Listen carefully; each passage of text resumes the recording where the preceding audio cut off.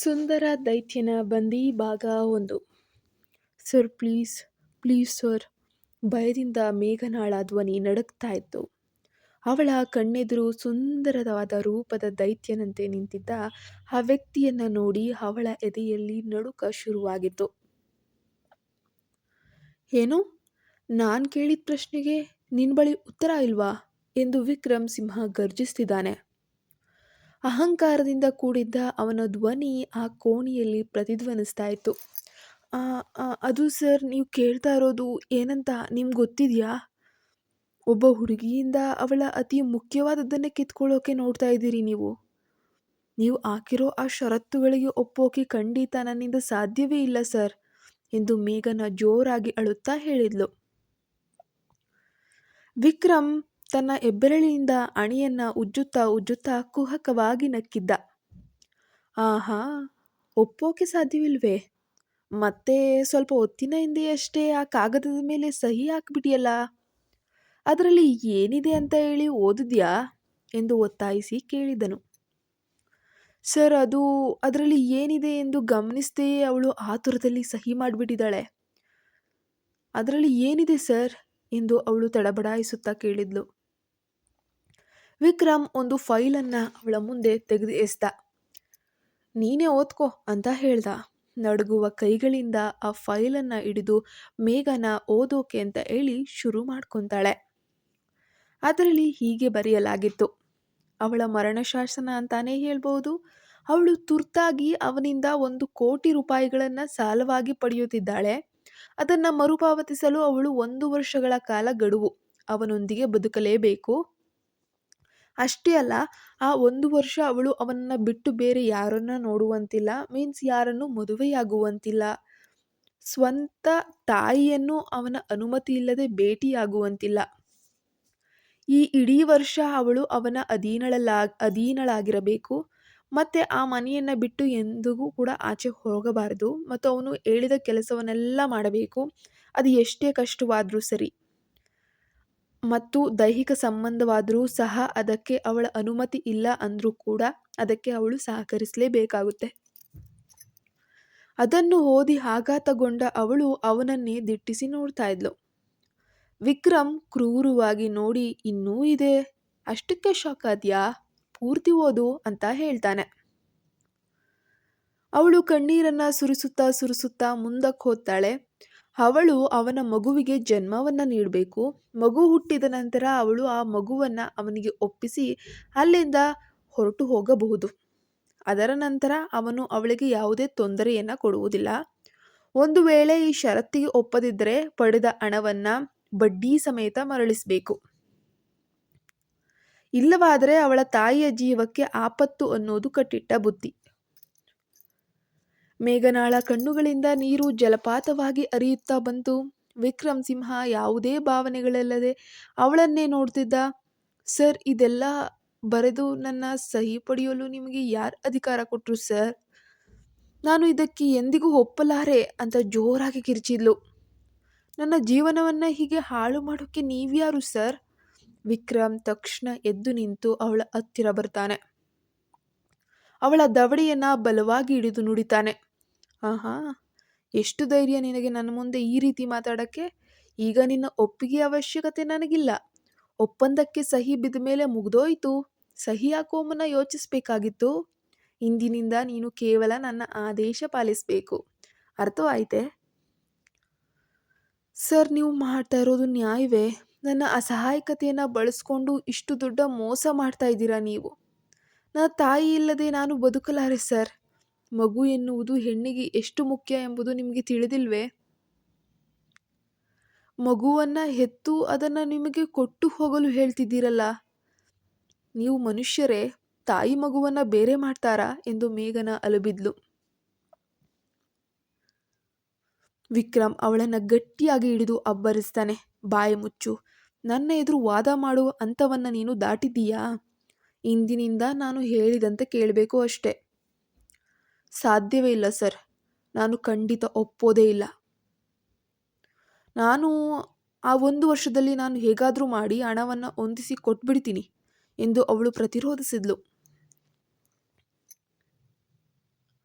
ವಿಕ್ರಮ್ ಅಲ್ಲು ಕಡಿಯುತ್ತಾ, ಓಹೋ, ಈ ಮಟ್ಟಕ್ಕೆ ನನ್ನ ಮಾತಿಗೆ ಎದುರುತ್ತರ ಕೊಡ್ತೀಯಾ? ನಿನ್ನನ್ನು ಹೇಗೆ ಅದ್ಬಸ್ತ್ನಲ್ಲಿ ಇಡಬೇಕು, ನಿನ್ನ ಸೊಂಟವನ್ನು ಹೇಗೆ ಮುರಿಬೇಕು ಅಂತ ನನಗೆ ಗೊತ್ತು ಅಂತ ಹೇಳಿ ತನ್ನ ಫೋನ್ ತೆಗೆದು ವಿಡಿಯೋ ಕಾಲನ್ನು ಮಾಡಿದ. ಪರದೆಯ ಮೇಲೆ ಅವಳ ತಾಯಿ ಆಸ್ಪತ್ರೆಯ ಹಾಸಿಗೆ ಮೇಲೆ ಆಮ್ಲಜನಕದ ಮಾಸ್ಕನ್ನು ಧರಿಸಿ ಪ್ರಜ್ಞಾಹೀನ ಸ್ಥಿತಿಯಲ್ಲಿರುವುದು ಆ ವಿಡಿಯೋದಲ್ಲಿ ಕಾಣ್ತಾ ಇದೆ. ಪಾಪ, ಸಾವು ಬದುಕಿನ ನಡುವೆ ಓಡಾಡ್ತಾ ಇದೆ ಆ ಜೀವ. ಮೇಘನ ಮಾತ್ರ ಅಮ್ಮ ಅಮ್ಮ ಅಂತ ಕಿರ್ಚಿದ್ಲು. ವಿಕ್ರಮ್ ಫೋನ್ನಲ್ಲಿದ್ದ ವ್ಯಕ್ತಿಗೆ ಆದೇಶಿಸ್ತ, ಆ ಮುಖವಾಡವನ್ನು ತೆಗೆದು ಬಿಸಾಕು ಅಂತ. ಆ ವ್ಯಕ್ತಿ ಆಮ್ಲಜನಕದ ಮಾಸ್ಕ್ ತೆಗೆದಾಗ ಅವಳ ತಾಯಿ ಉಸಿರಾಟಕ್ಕಾಗಿ ಜೀವ ಹೋದವರ ರೀತಿಯಲ್ಲಿ ಚಡಪಡಿಸುವುದನ್ನು ಕಂಡ್ಲು. ಮೇಘನ ಆಘಾತಗೊಳ್ತಾಳೆ.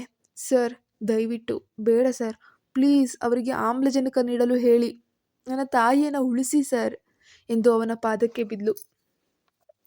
ನೀವು ಹೇಳಿದ ಎಲ್ಲ ಷರತ್ತುಗಳಿಗೆ ನಾನು ಒಪ್ತೀನಿ ಸರ್. ನನ್ನ ಅಮ್ಮನ ಮುಂದೆ ಇದ್ಯಾವುದೂ ಅಲ್ಲ ಸರ್. ದಯವಿಟ್ಟು ನನ್ನ ತಾಯಿಯನ್ನು ಬಿಟ್ಬಿಡಿ ಎಂದು ಅಳುತ್ತಾ ಬೇಡ್ಕೊಂಡ್ಳು. ವಿಕ್ರಮ್ ಕ್ರೂರವಾಗಿ ನಗುತ್ತಾ, ಸರಿ ಸರಿ, ಮಾಸ್ಕ್ ಮತ್ತೆ ಹಾಕಿ ಎಂದು ಫೋನ್ನಲ್ಲಿ ಹೇಳ್ತಾನೆ. ನಂತರ ಅವಳ ಕಡೆ ತಿರುಗಿ, ಇನ್ನು ಮುಂದೆ ನನ್ನ ಮಾತಿಗೆ ಎದುರು ಬಿದ್ದರೆ ಏನಾಗ್ತದೆ ಅಂತ ನೆನಪಿರ್ಲಿ. ಇದು ಸಣ್ಣ ಜ್ವಲಕ್ಕಷ್ಟೇ. ಈಗ ಎದ್ದೇಳು, ನನ್ನ ಮನೆಗೆ ಹೋಗೋಣ.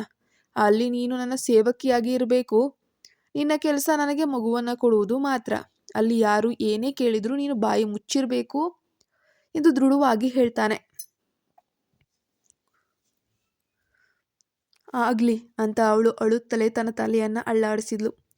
ತನ್ನ ಜೀವನವೇ ಇವತ್ತಿಗೆ ಮುಗಿದು ಹೋಯ್ತು ಅನ್ನೋ ಮಟ್ಟಕ್ಕೆ ಅವಳ ಮುಖದಲ್ಲಿ ನೋವು ಎದ್ದು ಕಾಣ್ತಾ ಇತ್ತು. ಹಾಗಾದ್ರೆ ನಿಮ್ಮ ಮನೆಯವರಿಗೆ ನನ್ನ ಪರಿಚಯ ಏನು ಕೊಡ್ತೀರಿ? ನಿಮ್ಮ ಹೆಂಡತಿ ಎಂದು ಗೊಂದಲದಿಂದ ಕೇಳಿದ್ಲು. ಅದನ್ನೆಲ್ಲ ಕೇಳುವ ಹಕ್ಕು ನಿನಗಿಲ್ಲ, ಬಾಯಿ ಮುಚ್ಕೊಂಡು ನಡಿಬೇಕಷ್ಟೆ ಅಂತ ಹೇಳಿ ಗದ್ದರಿಸ್ತ. ಮೇಘನಾಳ ಬಾಲ್ಯ ಸುಖವಾಗೇನಿರಲಿಲ್ಲ. ಅವಳ ತಂದೆ ಗಜೇಂದ್ರ ಪತ್ನಿ ಪಾರ್ವತಿಯನ್ನ ಕ್ರೂರವಾಗಿ ಹಿಂಸಿಸ್ತಿದ್ದ. ತಂದೆಯ ದೌರ್ಜನ್ಯದ ನಡುವೆ ಬೆಳೆದ ಮೇಘನ ತನ್ನ ತಾಯಿಯ ಕಷ್ಟಗಳನ್ನು ಕಣ್ಣಾರೆ ಕಂಡುಬಿಟ್ಟಿದ್ಲು. ತಾಯಿ ಎಂದರೆ ತುಂಬಾ ಮರುಕ. ಗಜೇಂದ್ರನ ಎರಡನೇ ಪತ್ನಿ ವಿಜಯ ಕೂಡ ಇವರನ್ನ ಬಹಳವಾಗಿ ಪೀಡಿಸ್ತಾ ಇದ್ಲು. ಬೆಳೆದು ದೊಡ್ಡವಳಾದ ನಂತರ ಮೇಘನ ಕೆಲಸಕ್ಕೆ ಸೇರಿ ತನ್ನ ತಾಯಿಯನ್ನ ಆ ನರಕದಿಂದ ಕರೆ ತಂದಿದ್ಲು. ಆದರೆ ಗಜೇಂದ್ರ ಅವರ ಬೆನ್ನಟ್ಟುವುದನ್ನು ಮಾತ್ರ ಬಿಟ್ಟಿರಲಿಲ್ಲ. ದುರದೃಷ್ಟವಶಾತ್ ಪಾರ್ವತಿಗೆ ಬ್ರೈನ್ ಟ್ಯೂಮರ್ ಇರುವುದು ಪತ್ತೆಯಾಯಿತು. ಅದಕ್ಕೆ ಕೋಟಿಗಟ್ಟಲೆ ಹಣದ ಅವಶ್ಯಕತೆಯೂ ಇತ್ತು. ಬೇರೆ ದಾರಿಯಿಲ್ಲದೆ ಮೇಘನ ತಾನು ಕೆಲಸ ಮಾಡುವಂತಹ ಕಂಪನಿಯ CEO ವಿಕ್ರಮ್ ಸಿಂಹನ ಬಳಿ ಹಣಕ್ಕಾಗಿ ಹೊರಟೇ ಬಿಡ್ತಾಳೆ. ಅವನು ಅವಳ ಅಸಹಾಯಕತೆಯನ್ನು ಬಳಸ್ಕೊಳ್ತಾನೆ. ಈ ಕ್ರೂರ ಒಪ್ಪಂದಕ್ಕೆ ಸಹಿ ಕೂಡ ಹಾಕ್ಸ್ಕೊಂಡ್ಬಿಡ್ತಾನೆ. ವಿಕ್ರಮ್ ಕಾರಿನ ಡ್ರೈವರ್ ಸೀಟ್ನಲ್ಲಿ ಕುಳಿತಿದ್ದ. ಮೇಘನ ಕಾರಿನ ಹತ್ತಿರ ಬಂದು ನಿಂತಳು. ಹೇಯ್, ಯಾಕೆ ಅಲ್ಲೇ ನಿಂತಿದ್ದೀಯಾ, ಒಳಗತ್ತು ಎಂದು ಅವನು ಅಲ್ಲಿಂದನೇ ಕಿರುಚಿಬಿಟ್ಟ. ಅವಳು ಮುಂಭಾಗದಲ್ಲಿರುವಂತಹ ಸೀಟನ್ನು ಹತ್ತೋಕೆ ಹೋದಾಗ ವಿಕ್ರಮು ತಡಿತಾನೆ. ಇಂದಿನಿಂದ ಈ ಕಾರಿನ ಮುಂಭಾಗದಲ್ಲಿ ನೀನು ಯಾವುದೇ ಕಾರಣಕ್ಕೂ ಕುಳಿತುಕೊಳ್ಳುವಂತಿಲ್ಲ. ಕಚೇರಿಯಿಂದ ಒಂದು ವೇಳೆ ಮನೆಗೆ ಬರುವಾಗ ನೀನು ಬಸ್ನಲ್ಲಿಯೇ ಬರಬೇಕು. ಈಗ ಹೋಗಿ ಹಿಂದೆ ಹೋಗಿ ಕುಳಿತುಕೋ ಅಂತ ಹೇಳಿ ಗುಡುಗ್ದ. ಮೇಘನ ಮೌನವಾಗಿ ಕಣ್ಣೀರನ್ನು ಸುರಿಸುತ್ತಾ ಹಿಂದಿನ ಸೀಟ್ನಲ್ಲಿ ಹೋಗಿ ಕುಳಿತುಕೊಳ್ತಾಳೆ. ಕಾರು ಮಾತ್ರ ವಿಕ್ರಮ್ನ ಬೃಹತ್ ಬಂಗಲೆಯ ಹತ್ತಿರ ತಲುಪುತ್ತೆ. ಆ ಬಂಗಲೆಯಂತೂ ರಾಜವೈಭೋಗ ಐಶ್ವರ್ಯದಿಂದ ತುಂಬಿ ತುಳುಕ್ತಾ ಇತ್ತು. ಆದರೆ ಒಳಗೆ ಹೋದಾಗ ಪಾರ್ಟಿಯ ಸಡಗರವಿತ್ತು. ಅಲ್ಲಿನ ಪುರುಷರು ಮತ್ತು ಮಹಿಳೆಯರೆಲ್ಲ ಮದ್ಯದ ನಶೆಯಲ್ಲಿ ಇಡೀ ಪ್ರಪಂಚವನ್ನ ಮರೆತು ಅವರ ಪಾಡಿಗೆ ಅವರು ಬೇರೆದೇ ಪ್ರಪಂಚದಲ್ಲಿ ತೇಲಾಡ್ತಾ ಇದ್ರು. ಮದ್ಯದ ವಾಸನೆಗೆ ಮೇಘನಾಳಿಗೆ ವಾಕರಿಕೆ ಬಂದಂತಾಯ್ತು. ಅಷ್ಟರಲ್ಲಿ ವಿಕ್ರಮ್ನ ತಾಯಿ ಸುಜಾತ ಮದ್ಯದ ಗ್ಲಾಸನ್ನು ಹಿಡಿದು ಅಲ್ಲಿಗೆ ಬಂದ್ಲು. ಬಾ ಮಗನೇ, ಪಾರ್ಟಿ ಎಂಜಾಯ್ ಮಾಡು ಅಂದ್ಲು. ಆದರೆ ವಿಕ್ರಮ್ ಕಿಂಚಿತ್ತೂ ಅದಕ್ಕೆ ಆಸಕ್ತಿ ತೋರದೆ ಮೇಘಾನಳನ್ನ ಕರೆದುಕೊಂಡು ಮೇಲಿನ ಮಹಡಿಗೆ ಹೋಗ್ತಾನೆ. ಅವನ ಕೋಣೆಯ ಬಾಗಿಲನ್ನು ತೆರೆದಾಗ ಅವನ ಪತ್ನಿ ಮಾಯಾ ಕುಡಿದ ಅಮಲಿನಲ್ಲಿ ತೂರಾಡ್ತಾ ಬಂದ್ಲು. ವಿಕ್ರಮ್ನನ್ನ ಕಂಡು ಅವಳು ಅವನ ಮೇಲೆ ಬಿದ್ದು ಮುತ್ತಿಡೋಕೆ ಶುರು ಮಾಡ್ತಾಳೆ. ವಿಕ್ರಮ್ ಮಾತ್ರ ಅವಳನ್ನ ತಡೆಯದೆ ಹಾಗೆ ನಿಂತಿದ್ದನು. ಇದನ್ನ ನೋಡಿದ ಮೇಘನಾಳಿಗೆ ಮನಸ್ಸಿನಲ್ಲಿ ತೀವ್ರವಾದ ನೋವಾಯಿತು. ಮಾಯಾ ಅಲ್ಲಿ ಯಾರೋ ಇದ್ದಾರೆ ಎಂಬ ಕನಿಷ್ಠ ಜ್ಞಾನವೂ ಇಲ್ಲದೆ ವಿಕ್ರಮ್ನೊಂದಿಗೆ ಅತಿರೇಕವಾಗಿ ವರ್ತಿಸ್ತಾ ಇದ್ಲು. ಡಾರ್ಲಿಂಗ್ ಬಾ ಒಳಗೋಗೋಣ ಎಂದು ಅವನನ್ನು ಬಹಳವಾಗಿ ಕಾಡ್ತಾ ಇದ್ಲು. ಮೇಘನಾಳಿಗೆ ಇದನ್ನೆಲ್ಲ ನೋಡ್ತಾ ಇದ್ರೆ ಅವಳ ವರ್ತನೆಯಿಂದಂತೂ ನಿಜವಾಗಿಯೂ ಅಸಹ್ಯಕರ ಅನ್ನಿಸ್ಬಿಡ್ತು. ಗಂಡ ಮತ್ತು ಹೆಂಡತಿಯ ನಡುವಿನ ಇಂತಹ ಖಾಸಗಿ ಮಾತುಗಳನ್ನು ತನ್ನೆದುರೇ ಆಡ್ತಾ ಇರುವಂತಹದ್ದು ವಿಕ್ರಮ್ನ ಮೇಲೆ ಅವಳಿಗೆ ಬಹಳ ಸಿಟ್ಟು ಬರುತ್ತೆ. ವಿಕ್ರಮ್ ಮಾಯಾಳನ್ನ ಸಮಾಧಾನಪಡಿಸಿ ಮೇಘನಾಳ ಕಡೆ ತಿರುಗಿ, ನಾನು ಬರೋವರೆಗೂ ಪಕ್ಕದ ಕೋಣೆಯಲ್ಲಿ ಕಾಯಿ ಅಂತ ಹೇಳ್ತಾನೆ. ಮಾಯಾ ಕುತೂಹಲದಿಂದ ಇವಳು ಯಾರು ಅಂತ ಕೇಳ್ತಾಳೆ. ವಿಕ್ರಮು ನಿರ್ಲಕ್ಷ್ಯದಿಂದ ಹೇಳ್ದ, ಇವಳು ನಮ್ಮ ಹೊಸ ಕೆಲಸದಾಕೆ. ಆ ಮಾತು ಮೇಘನಾಳ ಕಿವಿಗೆ ಬಿದ್ದಾಗ ಅವಳಿಗೆ ಮುಖಕ್ಕೆ ಹೊಡೆದಂಗಾಯ್ತು. ಆದರೆ ಮಾಯಾ ತನ್ನ ಗಂಡನ ಜೊತೆ ಮಾಡ್ತಿದ್ದಂತಹ ಕೆಲಸವನ್ನ ನೋಡ್ತಿದ್ದಾಗ ಅವಳಿಗೆ ಮುಜುಗರ ಅಲ್ಲಿ ನಿಲ್ಲೋಕೆ. ಪಕ್ಕದ ಕೋಣೆಗೆ ಹೋಗಿ ಕುಳಿತ ಅವಳಿಗೆ ತನ್ನ ವಿಧಿಯನ್ನ ನೆನೆದು ದುಃಖ ಕಟ್ಟೆಯೊಡೆಯಿತು. ಮುರುಗಪ್ಪ, ನನ್ನ ಜೀವನವನ್ನು ಯಾಕೆ ಹೀಗೆ ಮಾಡಿದೆ? ಅಮ್ಮನಿಗಾಗಿ ನಾನು ಇದೆಲ್ಲವನ್ನ ಸಹಿಸಲೇಬೇಕು ಎಂದು ಅಳುತ್ತಾ ದೇವರಲ್ಲಿ ಮೊರೆ ಇಟ್ಲು. ಬಹಳ ಹೊತ್ತಿನ ನಂತರ ವಿಕ್ರಮ್ ಆ ಕೋಣೆಗೆ ಬರ್ತಾನೆ. ಅವನ ಅಂಗಿ ಧರಿಸಿರಲಿಲ್ಲ, ಕೇವಲ ಟ್ರ್ಯಾಕ್ ಪ್ಯಾಂಟ್ನಲ್ಲಿ ಸ್ನಾನ ಮಾಡಿ ಬಂದವನಂತೆ ಕಾಣ್ತಾ ಇದ್ದ. ಅವನ ಮೈಮೇಲಿದ್ದಂತಹ ಗಾಯದ ಗುರುತುಗಳನ್ನು ನೋಡಿ ಮೇಘನಾಳಿಗೆ ಅಲ್ಲಿ ಬಹುಶಃ ಏನು ನಡೆದಿರಬಹುದು ಅನ್ನುವಂತಹ ಅರಿವು ಅರ್ಥವಾಗುತ್ತೆ.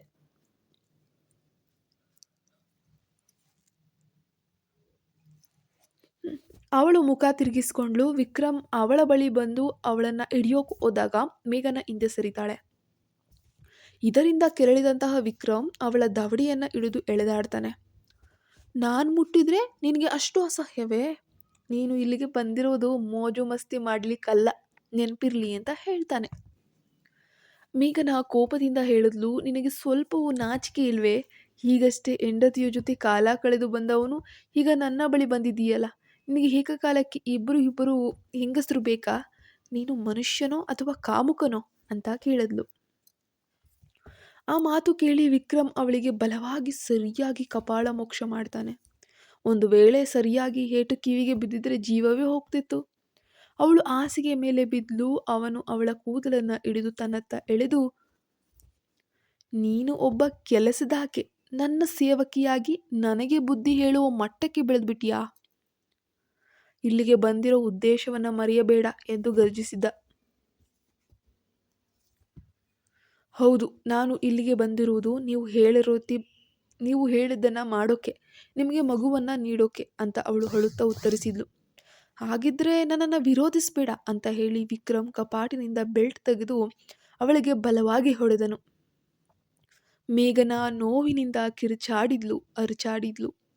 ಅಮ್ಮ ಅಂತ ಕಿರ್ಚ್ತಾ ಇದ್ಲು. ಮುಂದೆ ಏನಾಗಬಹುದು ನೋಡೋಣ. ದಯವಿಟ್ಟು ನಮ್ಮ ಚಾನಲ್ಗೆ ಸಬ್ಸ್ಕ್ರೈಬ್ ಆಗಿಲ್ಲ ಅಂದರೆ ಈ ಕೂಡಲೇ ಸಬ್ಸ್ಕ್ರೈಬ್ ಆಗಿ ಪಕ್ಕದಲ್ಲಿ ಕಾಣೋ ಬೆಲ್ಲೈಕನ್ನ ಪ್ರೆಸ್ ಮಾಡಿ ನೋಟಿಫಿಕೇಶನ್ ಆನ್ ಮಾಡಿ ಇಟ್ಕೊಳ್ಳಿ. ಮೆಂಬರ್ಶಿಪ್ ಇರೋರಿಗೆ 24 hours ಮುಂಚಿತವಾಗಿ ಕತೆ ಸಿಗುತ್ತೆ.